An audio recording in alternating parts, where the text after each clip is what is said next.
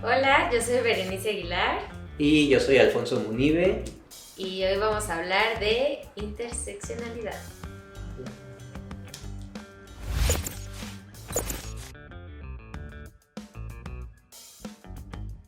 El término interseccionalidad fue usado por primera vez en 1989 por la estadounidense Kimberly Williams Crenshaw, quien es abogada, feminista y defensora de los derechos civiles en Estados Unidos.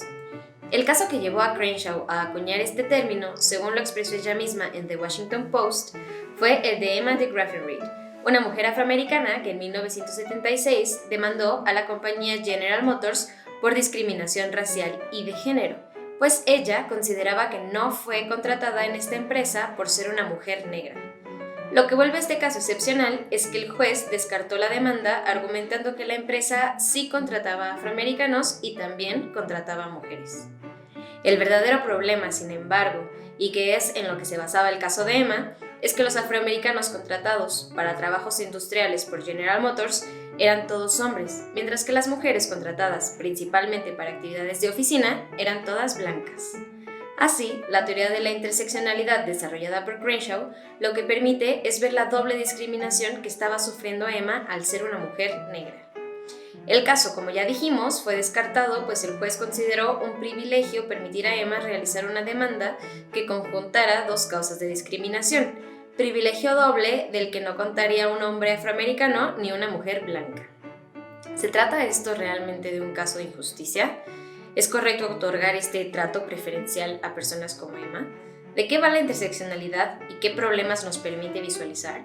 ¿Considerarían ustedes que es una teoría válida? Yo sinceramente no sé qué chingados con la interseccionalidad.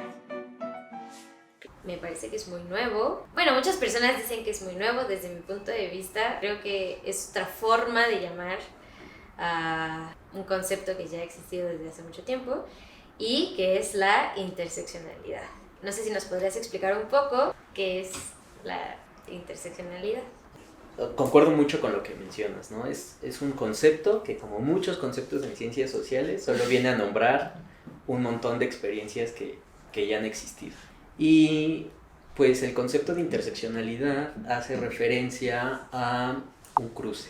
El concepto lo desarrolla Crenshaw, que es una activista y abogada estadounidense. Ella genera este concepto al trabajar un caso sobre violencia hacia una mujer afrodescendiente. A grandes rasgos, lo que diría Crenshaw es que interseccionalidad es este cruce de condiciones de vida, ¿no? Lo podríamos entender de forma muy general sobre esto. ¿A qué se refiere la interseccionalidad? Que las personas, dependiendo de nuestras condiciones de vida, tono de piel, condición socioeconómica, lingüística, académica y las que queramos, ¿no? Incluso género, ella habla mucho, el concepto originalmente habla de la categoría género y de la categoría de raza, ¿no? Es decir, hombres, mujeres, caucásicos, afrodescendientes.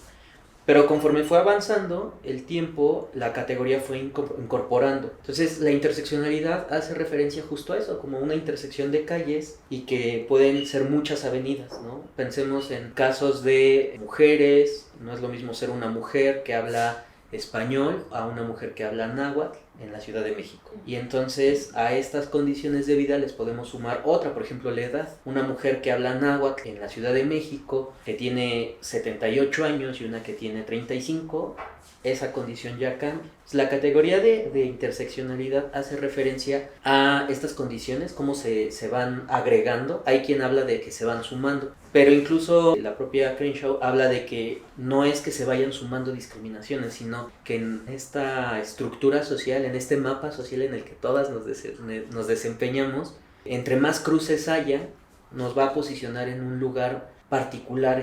Queda claro el concepto, pero entonces me surgen muchísimas preguntas. Y una de ellas, la principal yo creo, es ¿dónde está el límite?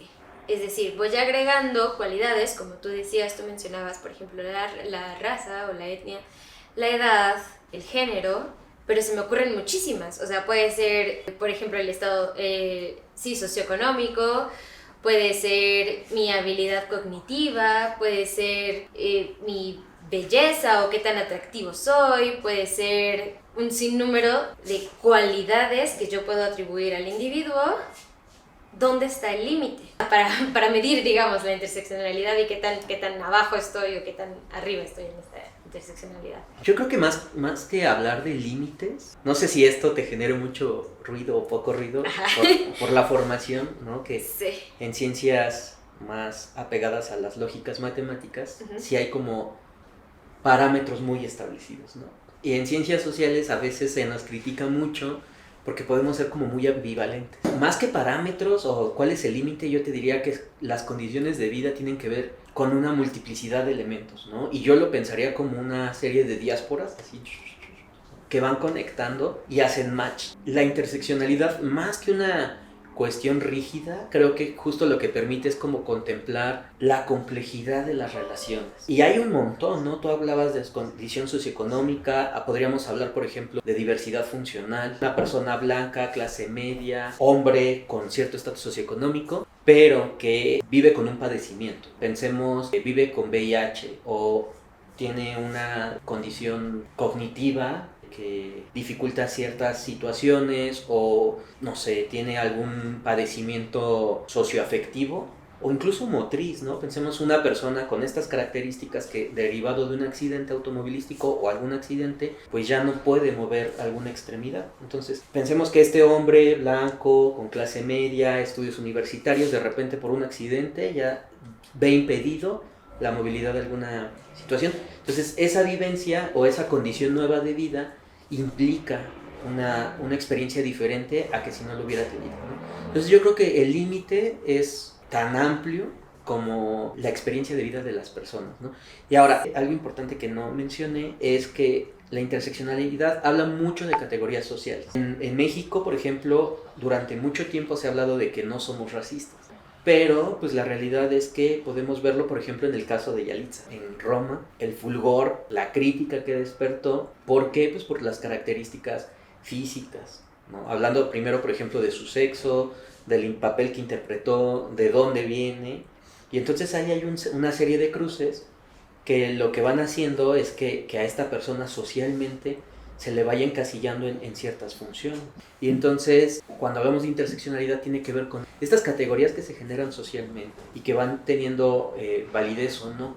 Y entonces, por ejemplo, ella, al ser una mujer indígena, que ya empieza a tener visibilidad en otros espacios, pues tal vez esas intersecciones se empiezan a desdibujar, pero no dejan de estar. Tal vez su campo de acción o su campo de maniobra social o individual se amplió un poquito por un nuevo elemento que tiene que ver con la fama, por ejemplo, ¿no? Pero a muchas personas les sigue siendo relevante que sea una mujer con ciertos rasgos, un tono de piel específico y además de un estado, ¿no? que a nivel nacional tiene como mucho estigma por un montón de cuestiones. Entonces, yo creo que esa sería la respuesta que te podría dar en cuanto al límite de la interseccionalidad. Y la idea en realidad de la interseccionalidad o de haber descrito, digamos, esta situación que existe es, y lo voy a preguntar así, quiere decir que existen grupos que se encuentran oprimidos desde muchos ángulos, por así decirlo, y hay grupos que son oprimidos desde algunos ángulos, pero desde otros son opresores. ¿Es correcto eso? Sí, así a bote pronto y una respuesta muy sencilla. Sí, yo creo que también, no sé si esto que voy a decir suaviza mucho el discurso, pero a mí me gustaría pensar la interseccionalidad, sí en cuestión de opresiones, pero más que en opresiones, como en necesidades específicas. Pensemos en una condición muy sencilla, ¿no? La movilidad. Y pensemos que alguna funcionario o funcionario público que se encarga de la movilidad tiene una buena idea y dice, pues vamos a hacer un transporte masivo que vaya de norte a sur y de este a oeste, ¿no? Esas van a ser nuestras dos rutas de movilidad. Un camión con agarraderas altas, unos 60, unos 70. A simple vista, pues ayuda a todos, facilita la movilidad de la población. Pero la interseccionalidad creo que justo lo que hace es esto, ¿no? Especificar que hay necesidades particulares. Y yo pensaría en lo más sencillo, en una madre de familia. No nos metamos como en tantas intersecciones, ¿no? Una mujer que es madre de familia y que tiene que llevar a los chilpayates a la escuela y son niños pequeños, ¿no? Pero además ella es la que se encarga de la comida y tiene que ir al mercado y tiene que hacer uso de este transporte público y tiene agarraderas de 1,60 m, ¿no? Y pensemos que la mujer en México, el promedio, pues no es una mujer muy alta. Pero además es una mujer que va a ir al mercado, entonces ¿qué implicará que use este transporte público? Pues que va a ir cargada de bolsas. Este ejemplo tal vez a mí se me hace muy sencillo para entender que esta idea del transporte de norte a sur y de este a oeste, con una agarradera de unos 60, tal vez esta señora ni siquiera pueda agarrarse, porque pues va cargando el mandado y capaz que trae al niño más pequeño en brazos, entonces se dificulta un poco.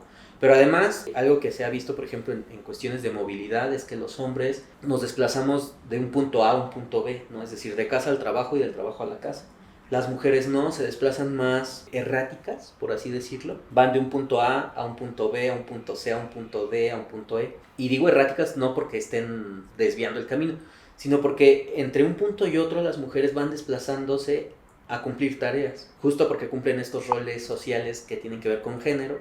Es una mujer que va a ir a su trabajo, pues primero va y deja a los niños, después va y hace un pago, va y deja la ropa a la tintorería, si es que la deja en la tintorería. Entonces va cumpliendo ciertas funciones a lo largo de su trayecto. Si nosotras no contemplamos estas condiciones, es decir, si no tenemos una perspectiva interseccional que nos permita dar cuenta de esto, el poner un transporte que va de A a B y no alimentamos lo demás, tal vez dificulte más la movilidad de esta mujer. Pensemos, por ejemplo, en la alfabetización. México se reconoce como un país multicultural. Sin embargo, es muy difícil que una persona que solo hable un idioma, dígase náhuatl o el que quieras, llegue a profesionalizarse o llegue a niveles de posgrado. ¿Por qué? No porque no tenga conocimientos, sino porque en realidad las universidades públicas y privadas en México, el idioma que hablan es el castellano, el español. O sea, ahí hay una cuestión que sin la mirada interseccional, pues dificulta un montón aplicar mecanismos que permitan que esta persona llegue. Lo que me lleva, o la respuesta lógica es que voy a llegar al individualismo,